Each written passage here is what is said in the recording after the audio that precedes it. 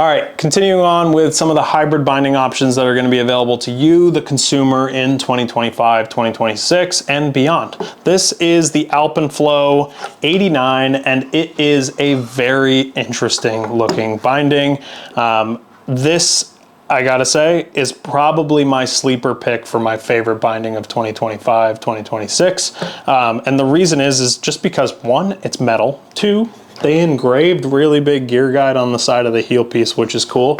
And three, like the attention to detail and craftsmanship that we talk about with a brand like Cascara, for example, where like it's clear that the people who made this are skiers and they want to fix problems that actually exist and not problems that no one has, is very, very clear.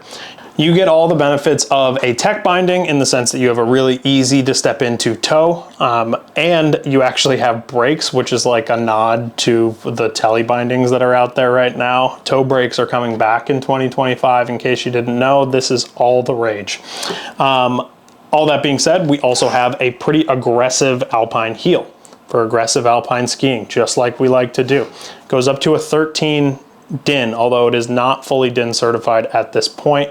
This is going to be in the future. If you didn't know, like, it costs a lot of money to get a DIN certification on a binding, and I think that's going to be the next step for the team at Alpenflow. But overall, it is just a nice metal, burly feeling binding, and you see people like Noah Gaffney ripping on this product.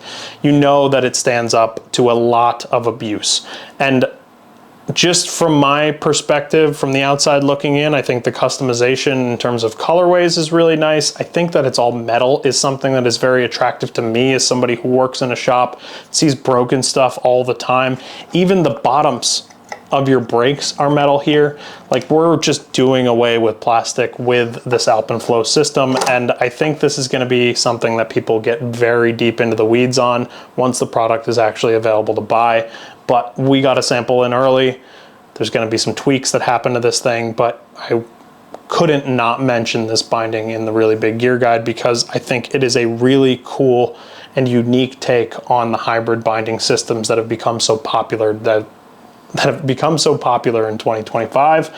Now we are going to see it from a company that really is just like designing something from the ground up for the very first time. So let me know what you think of the new Alpenflow design binding system.